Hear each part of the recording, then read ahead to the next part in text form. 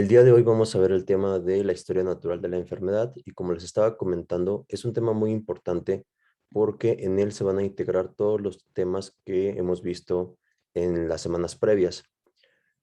Ustedes ya hicieron un ejercicio sobre esto, un pequeño resumen y un cuadro y bueno, pues ya vienen un poquito con algunos conocimientos y aquí los vamos a integrar y restaurar en caso de que se les hayan olvidado.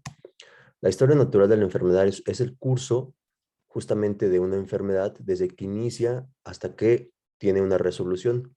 Eso quiere decir que va a estudiar el proceso salud-enfermedad desde que una persona pues está sana hasta que enferma y hay una resolución que podrían ser tres.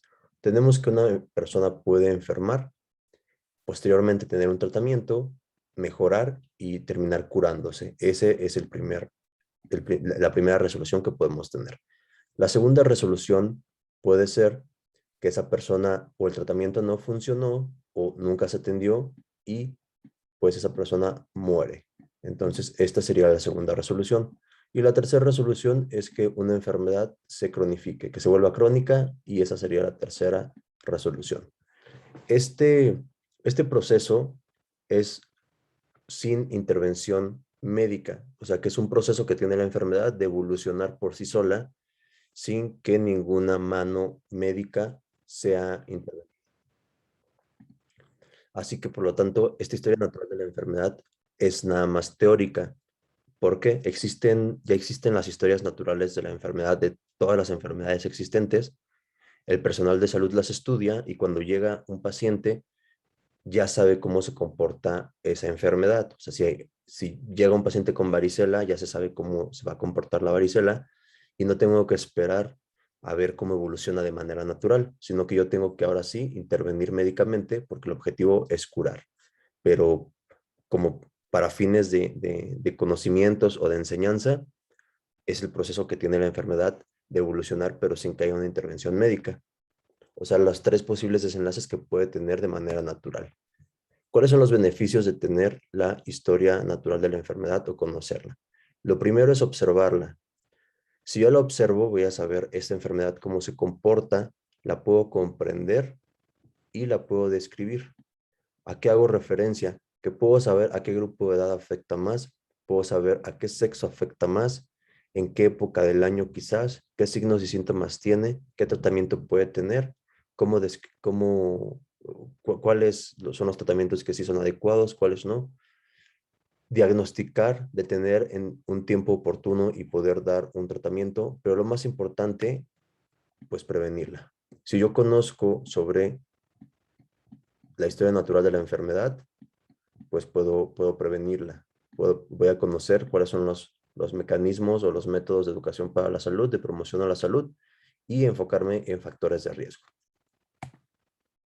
En 1965, dos personas crean un paradigma o un modelo que justamente fue la historia natural de la enfermedad y muy sabiamente y acertadamente lo relacionaron con los niveles de prevención que ustedes hoy en día ya conocen. Esta representación gráfica puede ser aplicada a cualquier tipo de enfermedad, sin importar si esta enfermedad es transmisible o no transmisible. Ustedes a estas alturas ya saben que una enfermedad transmisible es aquella que tiene un agente causal biológico y que se puede contagiar, ya sea por medio de un virus, una bacteria, un hongo o un parásito. Y un ejemplo que tenemos hoy en día, pues es la COVID-19. COVID-19 se puede transmitir porque su agente causal es un biológico, en este caso un virus. Pero también puede ser para las enfermedades no transmisibles. Una enfermedad no transmisible quiere decir que no tiene un agente biológico, y que no se contagia. O sea, si se tosen no me van a contagiar esa enfermedad, sino que se da por un conjunto de factores. Un ejemplo podría ser la diabetes mellitus, podría ser la hipertensión arterial sistémica y la mayoría de los cánceres, que son enfermedades que no se contagian, que si ustedes besan a una persona o les estornudan cerca o le comparten de su sangre, no se van a contagiar porque no son enfermedades transmisibles. Tampoco va a importar si la enfermedad es aguda o es crónica. ¿A qué hacemos referencia? Al lapso de evolución. Una enfermedad aguda va a ser aquella que lleva menos de 7 días de evolución. Y una enfermedad crónica, por el contrario, va a ser aquella que lleva más de 3 meses de evolución. Ahora bien, vamos a analizar nuestro modelo. La gráfica va a comenzar con el estado de salud. Y un estado de salud es el completo bienestar físico, mental y social y no solamente la ausencia de enfermedad o afecciones. Así que va a empezar con el estado de salud, con el proceso salud-enfermedad, pero pues en la parte de salud. Y termina con los desenlaces que pueda tener esta enfermedad, que pueden ser 3: la muerte, la cronicidad o la curación. ¿Sale? Ahora sí, tenemos este que es nuestro modelo de la historia natural de la enfermedad. Nos vamos a enfocar en estos dos grandes bloques. Este primer gran bloque se llama periodo prepatogénico y este otro segundo gran bloque se llama periodo patogénico. Cuando yo hablo de un patógeno, hablo de algo que me provoca la enfermedad. Por lo tanto, si estoy hablando de un periodo pre, es antes. Patógeno, pues enfermedad, o sea, antes de la enfermedad. Todo lo que suceda en este cuadro va a ser salud. Una vez que yo pase este cuadro, así sea 1 milímetro, voy a estar hablando de enfermedad. Pero nos vamos a enfocar ahorita en el cuadro de salud. En el cuadro de salud va a haber todo lo que ustedes tengan referente a salud, que principalmente es la definición, que ya se las comenté hace rato, que ustedes ya la saben. Lo segundo que también podríamos enfocar en salud sería la interacción del huésped, el agente y el medio ambiente. Eso quiere decir mi tríada ecológica en equilibrio. Hay una interacción entre esta triqueta y cuando están estables o la balanza está equilibrada, hay salud. Si alguno de estos tres, de estas tres aristas o de estos tres componentes llega a fallar, yo voy a tener una enfermedad. Por otro lado, tenemos también a los niveles de prevención. Los niveles de prevención, el primero es la prevención primaria, que hace énfasis al fomento o la promoción a la salud. Por definición, palabras más, palabras menos, las cartas de Ottawa nos dicen que la promoción a la salud son brindar todas las herramientas a los pueblos para que se hagan cargo de su salud y tengan pues una mejor salud. La promoción a la salud va a aplicar dependiendo de la enfermedad de la que estemos hablando. Este solo es el esqueleto de la historia natural de la enfermedad, pero está vacío, no estamos hablando de ningún tipo de enfermedad aún. Así que la promoción a la salud son las áreas verdes, el realizar deporte, el consumir frutas y verduras, una dieta más saludable, entre otras cosas. Y la protección específica, para los que no recuerdan, hace énfasis en los factores de riesgo. Yo, si voy a hablar de alguna enfermedad en específico, tengo que saber qué factores de riesgo existen para esta enfermedad y entonces enfocarme en ellos y poder, pues, retrasarlos o cambiarlos. Siempre y cuando sea un factor de riesgo modificable, porque si es un factor de riesgo no modificable como la edad, el sexo cromosómico y la herencia, pues va a estar difícil, ¿no? Eso no es muy imposible de poder cambiarlo. Por lo tanto, tenemos dos grandes periodos. El primer periodo es el periodo prepatogénico, que es antes de la enfermedad, y el periodo patogénico, que es cuando ya está enfermo. En el periodo prepatogénico es previo a la enfermedad. El ser vivo, como no está enfermo y como la tríada ecológica está en equilibrio y hay salud, pues no va a presentar manifestaciones clínicas. Manifestaciones clínicas son todos aquellos signos y síntomas. Y como ustedes pueden observar, aquí podemos, pues, observar nuevamente todos los temas que ya vimos. Para los que no recuerden, un signo es aquello que puede ser cuantificable y que yo puedo medir, como podría ser una herida, una roncha, un grano, ojos rojos, que sale un moquito por la nariz, tos. Todo esto son signos porque yo sí los puedo cuantificar y yo los estoy viendo. Un síntoma es algo más subjetivo, algo que yo no puedo medir tan fácil. Por ejemplo, el dolor. El dolor es un síntoma que lamentablemente no genera ondas. Yo no puedo ver cuánto les duele, ¿sí? Pero sí se puede estimar por algunas escalas, pero pues al final sigue siendo un signo porque no es cuantificable. O sea que no tiene manifestaciones clínicas, ni cambios celulares, ni cambio en los tejidos, ni cambio en los órganos, porque está sano. Este periodo prepatogénico está conformado por las condiciones del huésped, el agente y el medio ambiente. Eso quiere decir mi triqueta en equilibrio. El periodo patogénico, por el contrario, aquí sí ya se presenta la enfermedad. Se van a presentar los cambios en el huésped posterior a un estímulo efectivo. por ejemplo, bueno, ya va a haber signos y síntomas. Y ustedes, si es que son un poco curiosos, dirán, pero si hay un estímulo efectivo, entonces hay un estímulo que no es efectivo. Pues sí, acuérdense que en esta clase podemos implementar todo lo que ya vimos en el periodo. Por ejemplo, aquí, ¿qué tema entraría? El de inmunidad. Vamos a suponer que este dibujo, pues vamos a ponerle dibujo, que está todo feo. Vamos a suponer que este sujeto es Esteban de la Cruz, o sea, soy yo, soy el docente de educación para la salud. Llega un estímulo que sería, vamos a suponer, el coronavirus. Una persona que está contagiada de coronavirus, que tose y todas sus partículas o sus micropartículas de saliva con el virus caen en mi rostro. Pero ya estoy vacunado y aparte soy inmunocompetente, que ya saben qué significa porque lo vimos en la clase anterior de interacción entre el agente huésped y microambiente. Bueno, si yo soy inmunocompetente y aparte estoy vacunado, pues más o menos hay un 90% de probabilidad que no me contagie, así que este estímulo puede ser retachado y no voy a generar enfermedad. Por lo tanto, voy a seguir en el estado de salud. Pero si alguien no está vacunado y le estornuden así en el rostro, lo más seguro es que sí se contagie y pues va a estar aquí en enfermedad. Por eso es que yo menciono que hay estímulos efectivos y que puede haber estímulos no efectivos. Esto gracias a la inmunidad. Ahora bien, vamos a conocer nuestro segundo recuadro, que es muy importante, que es el periodo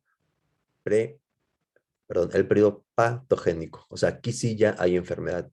Lo que ya sabemos, lo de salud, es a veces en teoría un poquito más fácil, ¿no? Porque ya se saben las definiciones. El periodo patogénico, aquí ya hay enfermedad, pero es importante que vean que todo va en escalón. No es que una enfermedad rápido aparezca, rápido de signos y síntomas, sino que tiene todo un proceso. Y también podemos relacionarlo con los otros niveles de prevención, que sería la prevención secundaria y la prevención terciaria. Ahora bien, quiero que observen ustedes, ahorita no se enfoquen aquí en lo morado, sino en lo blanquito, vean que tenemos algo que se llama horizonte clínico, que sería esta línea. El horizonte clínico me va a dividir a mi periodo patogénico en dos periodos clínicos, un subclínico en el cual no hay signos ni síntomas y un periodo clínico en el que sí ya hay signos y síntomas. ¿Qué me va a dividir que haya síntomas o que no haya síntomas? Algo que se llama el horizonte clínico. Esto me va a dividir si hay síntomas o no hay síntomas. Ahora bien, viene un estímulo del medio ambiente, del agente pues, causante de la enfermedad en un huésped susceptible. Supongamos que este huésped está inmunodeprimido o no se va vacunado contra ninguna enfermedad o tiene alguna otra enfermedad concomitante y por eso es más susceptible a otras. Por el motivo que haya sido, esta persona se contagia de una enfermedad. En el momento en que se contagia de una enfermedad, va a empezar una interacción entre el huésped y el agente. Aquí un choque, ¿no? De inmunidad, a ver quién va a ganar. Resulta que ganó el agente. Bueno, desde el momento en que entra el estímulo hasta que se presentan los primeros signos y síntomas, que sería justamente este lapso, se le va a llamar periodo de incubación. El periodo de incubación es aquel lapso en el que se encuentra el primer estímulo hasta que se presentan los primeros signos y síntomas. Y también ocurre la replicación del agente causal. Si estamos hablando de una enfermedad transmisible, claro, porque las enfermedades no transmisibles pues no tienen replicación de agentes causales. Se empieza a replicar el agente, se empieza a replicar y se empieza a replicar y avanzamos al siguiente escalón. Pero no por eso el escalón anterior deja de funcionar, sino que este escalón y este entran en contacto. Empieza a haber cambios a nivel de los tejidos, pero acuérdense, seguimos en un periodo subclínico en el que no hay signos y síntomas. Empieza a haber cambios, la persona no, o el ser humano no sabe que está siendo atacado desde su interior y los órganos están empezando a dañar. Se rompe el horizonte clínico y ya empiezan los primeros signos y síntomas. Lo primero que vamos a encontrar es el periodo prodrómico. El periodo prodrómico son signos y síntomas que son muy vagos e inespecíficos y que no puedo hacer un diagnóstico adecuado. Sigue avanzando y ya hay signos y síntomas característicos de una enfermedad, ahora sí. Y aquí es donde ya puedo realizar un diagnóstico precoz y un tratamiento oportuno y llega el primer desenlace, la primera resolución que podría ser la curación, que es el primer desenlace. Ahora bien, supongamos que este paciente no se atendió nunca, fue una enfermedad grave o el tratamiento no funcionó, llega la segunda resolución, que podría ser la muerte. Finalmente, puede haber un daño o un defecto de los órganos. Yo puedo limitar el daño y puedo retroceder y al final puedo encontrar curación, que seguiría siendo la primera resolución. O bien, ese órgano, por más que traté de limitarlo, no se curó, llegó a un estado crónico y pues tiene una enfermedad crónica ahora. Yo sé que estuvo un poquito enredado. Ahora vamos a ver cada uno de las definiciones que les acabo de mencionar para que podamos entenderlo mejor. El periodo prepatogénico, recuerden, que es aquel que establece la interacción entre el agente potencial de una enfermedad, un huésped, y los factores ambientales. En esta fase se va a dar la intervención de nuestra triada ecológica, que ya la conocemos nosotros de sobremanera y sabemos qué tipos de agentes tenemos, que agentes físicos, químicos, mecánicos y psicosociales. No me voy a detener aquí porque esos ya los conocemos. Vamos a pasar a la siguiente diapositiva. El periodo patogénico, que es el que estamos observando, si todas las circunstancias y características del periodo prepatogénico coinciden con un huésped susceptible o inmunodeprimido y en un momento determinado del tiempo, este equilibrio de mi triada ecológica se va a romper y por lo tanto va a afectar al huésped, dando así el origen a una enfermedad. Tenemos dos periodos, un periodo subclínico y un periodo clínico, divididos ¿por qué? Por algo que se llama horizonte clínico. El periodo de incubación es cuando es el tiempo desde el primer estímulo hasta que se presentan los signos y síntomas y también hay replicación del agente causal. Un periodo de latencia es de igual manera el tiempo que pasa desde el primer estímulo hasta que se presentan los signos y síntomas, pero regularmente se da en enfermedades crónicas y se da en una especie de meseta. Aparece el estímulo y se queda ahí sin signos y síntomas, puede quedar así toda la vida o en el momento en que se presenta una susceptibilidad del huésped, aparece la enfermedad súbitamente. Y en un periodo de incubación casi siempre es un estímulo y luego empiezan a aparecer los signos y síntomas. Esa es la diferencia entre el periodo de incubación y el periodo de latencia. Una vez que se rompe este horizonte clínico, empiezan ahora sí los signos y síntomas. Y el periodo prodrómico son signos y síntomas inespecíficos. Un periodo clínico son signos y síntomas ya propios de una enfermedad. Y un periodo de resolución son los posibles desenlaces que tenga la enfermedad. El periodo subclínico se va a caracterizar porque existen lesiones anatómicas o funcionales, pero el paciente no percibe esos signos y síntomas. Aunque sí está siendo dañado su organismo, él no lo percibe, no se da cuenta que está enfermo. ¿Por qué? Porque el daño todavía no es suficiente para que presenten signos y síntomas. El periodo de incubación se da en enfermedades transmisibles y es aquel periodo que transcurre entre el momento del estímulo a la aparición de los primeros signos y síntomas. Y recuerden que también está la incubación o la replicación del agente y que regularmente después del estímulo se da en forma exponencial. Es la diferencia con el periodo de latencia, que se da en enfermedades crónicas y aunque la definición es la misma, la diferencia es que regularmente se puede dar en meseta. O sea, que no se dan cuenta que están enfermos hasta que viene un estímulo más intenso y ya pues se presentan los primeros signos y síntomas, pero pueden pasar meses o incluso años. En el periodo clínico ya se presentan signos y síntomas. Es el momento en el que aparece la primera manifestación de una enfermedad, lo vamos a conocer como el horizonte clínico. El periodo prodrómico son manifestaciones generales, Son signos y síntomas muy confusos que no me pueden dar un diagnóstico certero o exacto.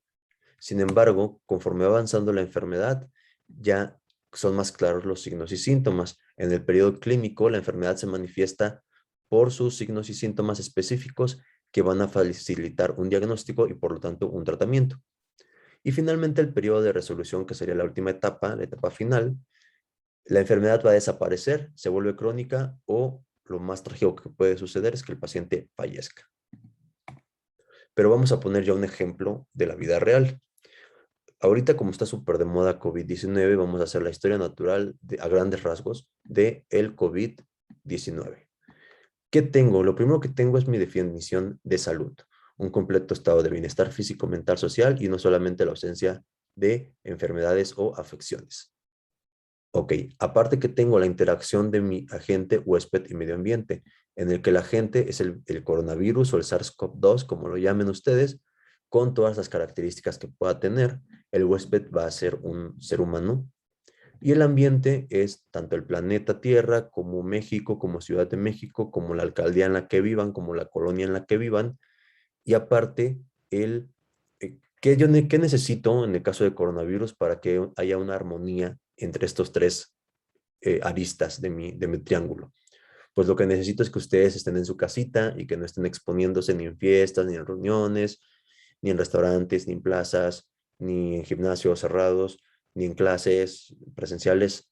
Si esto se cumple, si estos factores del ambiente se cumplen y ustedes nunca se exponen, pues van a estar en equilibrio, tanto la gente viviendo pues, en donde viva, el huésped en su casa y el ambiente pues también es que esté ventilado, etcétera. Si estos tres están en equilibrio, no voy a tener ninguna enfermedad, o al menos no la del coronavirus, que es de la que estamos hablando. Pero también puedo aplicar la prevención primaria y eso va a ayudar más a tener un estado de salud. La promoción a la salud, que sería en este caso para ayudar a no adquirir coronavirus, pues sería el uso de cubrebocas, sería el lavado de manos constante, la utilización de alcohol gel, la sanitización, la sana distancia y todo lo que ustedes han aprendido para cuidarse del coronavirus. La protección específica va enfocada a factores de riesgo. Aquí en esta sección que tendría que poner, ¿quiénes son las personas propensas a padecer coronavirus? Todos los seres humanos del planeta Tierra. Pero al principio, que cuando no había muchas vacunas, se enfocó en los riesgos o los grupos de más riesgo, que eran los adultos mayores y el personal médico. O sea que la protección específica es inmunizarlos, o sea, la vacuna, en pocas palabras. Ok, supongamos que ustedes se mantuvieron así 1 año, 2 años, pero no se vacunaron. Llega el momento en que bajan la guardia, llega un estímulo del coronavirus que se hará estar en contacto con una persona contagiada, se vencen los mecanismos de inmunidad y ya están enfermos, empieza a replicarse el virus en ustedes. Lo primero que va a suceder es el periodo de incubación, que es la replicación del virus y que es el momento desde el estímulo, desde el primer estímulo, hasta que se aparezcan los primeros signos y síntomas venciendo el horizonte clínico. Entonces empieza a replicarse el virus, empieza a replicar, a replicar, a replicar. Aquí como es una enfermedad transmisible, no, lo de latencia pues no aplica. Empieza. Llega el momento que hay tanto virus o tanta cantidad de virus que ya empiezan a ver los cambios a nivel celular y a nivel de los tejidos, principalmente vasos sanguíneos, garganta, nariz, puede ser un poquito de estómago y lo que más tememos, pues los pulmones. Aquí, si ustedes se dan cuenta, pongo una línea punteada, me van a decir, pero ¿por qué está el diagnóstico precoz y tratamiento oportuno si yo todavía no tengo signos y síntomas? Ah, pues muy sencillo, porque hay veces que sí dependiendo de la enfermedad, sí se puede hacer un diagnóstico antes de que se rompa el horizonte clínico. O sea, en este periodo, ¿dónde está? Aquí. De aquí a acá, o sea, de aquí a aquí, todo esto, aunque no tengo signos y síntomas todavía, porque los signos y síntomas van a aparecer apenas, pues, aquí en este pedacito, Yo sí puedo, si yo tuve un factor de riesgo que fue estar en contacto con una persona enferma, lo que puedo hacer es una prueba de antígenos o una prueba PCR. Y si da positiva antes de tener los signos, yo ya hice un diagnóstico precoz y un tratamiento y puedo dar un tratamiento oportuno. Supongamos que, como estamos hablando de la historia natural de la enfermedad sin que haya intervención de la mano médica, vamos a suponer pues que no fueron al médico. Y siguen los cambios ya de los órganos que les acabo de mencionar. Se rompe el horizonte clínico y empiezan los primeros signos y síntomas. Pero en el periodo prodrómico, que son síntomas inespecíficos o muy vagos que no me van a facilitar el diagnóstico, va a llegar el paciente a la consulta y me va a decir, ¿sabe qué? Tengo dolor de cabeza y fiebre. Ahorita como estamos en una pandemia, pues yo sí se me va a prender el foco y voy a decir, no vaya a ser el COVID, hagan la prueba. Pero también puede pasar que, perdón, que haya otro, que le llegue a otro médico y que diga, ay, hay como otras 40 enfermedades que inician con dolor de cabeza y con fiebre. ¿Quién sabe cuál sea? Porque al final los signos y síntomas son muy inespecíficos y se vale porque al final es un periodo prodrómico. Supongamos, pero tenemos que ver el curso de la enfermedad todavía porque se supone que no hay ninguna intervención médica.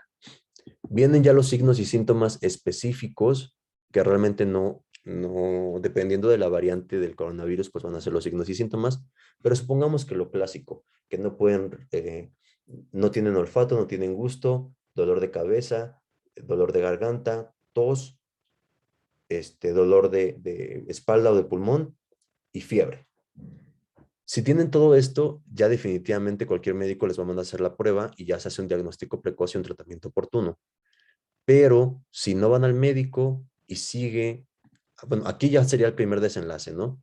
Si fueron al médico, les mandaron tratamiento oportuno, pues ya puede que se curen y ahí fue el primer desenlace que fue la curación. Pero como estamos hablando de una enfermedad bastante fuerte, o sea, o que afecta mucho a los órganos, incluso aunque se den signos y se den tratamiento, puede que aún así, porque no hay ningún tratamiento específico ahorita para el coronavirus, puede que aún así termine con el tercer desenlace, que sería la muerte. Pero es diferente porque sí pidieron ayuda, pero no funciona el medicamento y aún así hubo una muerte. La otra forma de llegar a este desenlace es que no hayan ido al médico, empezó a haber un daño en los pulmones, empezaron a desoxigenar porque el pulmón tuvo neumonía y se llenó de moquito y pues tuvo daño en su estructura. No se atendieron y al final quedaron en el tercer desenlace. Si yo veo que ya hay un defecto daño, trato de limitar el daño. ¿Haciendo qué? Pues poniendo oxígeno en casa o en el hospital para que los pulmones se puedan recuperar y una vez recuperados puede que lleguen al desenlace número uno, o sea, que se curen, pero aunque limite el daño, puede que no se curen y pues que suceda la muerte, o bien que el coronavirus se elimine, o sea, que ya no tengan coronavirus, pero que los pulmones quedaron dañados para siempre y se quedó en un estado crónico de enfermedad. Y yo ahí, en el estado crónico, lo que voy a hacer es tratar de rehabilitar, hacer rehabilitación pulmonar para que esa persona no tenga que utilizar oxígeno para toda su vida. Y una vez que se rehabilita, ya lo reintegro a la sociedad. Pero fue un estado, o sea, ya la enfermedad queda crónica. O sea, ya no vamos, este es la segunda resolución. O sea, de aquí del estado crónico ya no puedo regresar a el primero. O sea, ya no puedo llegar a salud porque ya estoy enfermo de manera crónica, o sea, para siempre. Las enfermedades crónicas, por eso se le llaman crónicas, porque ya no se curan. Y aquí tenemos el ejemplo el, del virus del papiloma humano. ¿Cuáles son aquí pues entra la definición de salud y en el periodo prepatogénico que estamos hablando de salud, tengo el equilibrio de mis tres componentes de la triada ecológica. El agente pues sería el virus del papiloma humano con sus diferentes variantes y todas sus características. El medio ambiente sería la existencia, exposición y susceptibilidad al virus que se da en el ámbito de las relaciones sexuales sin protección de barrera. La susceptibilidad también va a depender del hospedero, si tiene buen sistema inmune o no. Hay casos de transmisión materno-fetal y por fomites. Bueno, por fomites no, casi no, pero por transmisión materno-fetal sí se puede dar de pH también. El hospedero es cualquier mujer u hombre cis o no cisgénero, porque aunque se enfoca más en la mujer, la enfermedad de VPH, porque son las que sí presentan un cuadro clínico, signos y síntomas, en ellas se da de manera exponencial. O sea, hay la enfermedad como que sí se manifiesta. Y en hombres es en meseta, o sea, latente, como que puede que nunca se den cuenta que tienen VPH, pero pues se están contagiando. Eso es lo grave, es por eso que sí que se sacó la vacuna, para que no hubiera tantas muertes de mujeres. Pero hombres no bajen la guardia, porque también hay cáncer de pene y cáncer de testículo, gracias a VPH. Así que la vacuna es para todos, para hombres y para mujeres. Se dice que, nos dicen los libros, que el 80% de las personas con vida sexual activa tienen VPH y pues no lo saben, imagínense. Entonces, pues hay miles y miles de millones de personas. La promoción aquí es el primer nivel de prevención. La promoción de la salud son acciones de educación para la salud, o sea, las pláticas de preservativos, pláticas de educación sexual, de enfermedades de transmisión sexual, entre otras. Y la protección específica es enfocada a factores de riesgo. ¿Quiénes tienen factor de riesgo para padecer VPH? Todas las personas que tengan vida sexual activa, sin importar la edad. Por lo tanto, ¿cuáles son la protección específica? Pues los métodos de barrera como el preservativo y la vacuna. La vacuna ya es parte de la cartilla de vacunación de las mujeres. Y hay algunas instituciones que también ya se le aplican a los niños, pero regularmente pues es a las niñas a partir de los 11 años o quinto de primaria, lo que suceda primero. Porque aparte pues que a esta edad todavía no han tenido contacto con, en la mayoría de las ocasiones, pues con el virus. Entre más joven se es, más se tiene un sistema inmune competente, por lo tanto se crean más anticuerpos y la efectividad es mejor. Es por eso que se vacunan tan jóvenes. Pero si entre ustedes, las compañeras o compañeros que me están oyendo, escuchando, no tienen la vacuna, aunque ya tengan entre 16 y 17 años, se la pueden poner, no hay ningún problema. Pueden acudir a su unidad de salud del IMSS o del ISSSTE, los que tengan ISSSTE, o si no tienen ninguna de las dos, que todos tienen IMSS por la UNAM, pues se pueden ir a la Secretaría de Salud, que serían los CAPACITS o las clínicas en donde se atienden enfermedades de transmisión sexual, que ustedes van a ir a prevención, no van a ir pues porque tengan una enfermedad, sino que van a ir a ponerse la vacuna para justamente no tener que padecerlas. Pues entra, supongamos que se vence todo esto y entra la exposición del VPH. El VPH regularmente, hay muchos tipos de VPH, pero vamos a hablar del que causa cáncer cervicouterino. ¿En dónde se aloja? En las células escamosas del cérvix. El cérvix es la parte eh, eh, final, por decirlo así, del útero, ¿sí? Que es por donde nace un bebé. Entonces, ese es el cérvix o cuello uterino, que también se le llama. Ahí es donde regularmente se enfoca o se implanta el VPH en mujeres. En hombres también se puede desarrollar en glande principalmente, aunque también puede ser en uretra y prepucio. Hay veces que solamente se da en forma de verrugas o de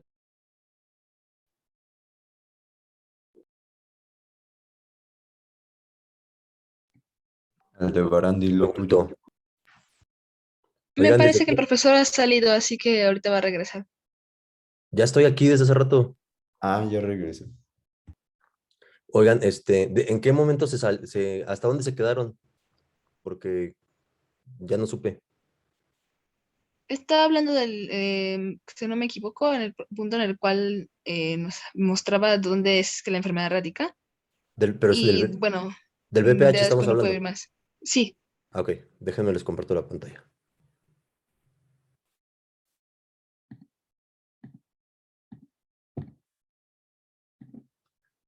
Bueno, quedamos aquí entonces. Les decía que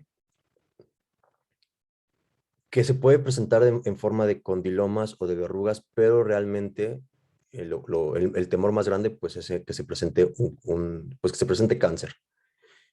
Y el cáncer, si se presenta ya en estadios avanzados, ya es difícil de erradicar y pues, hay mucha muerte por cáncer cervicouterino aún.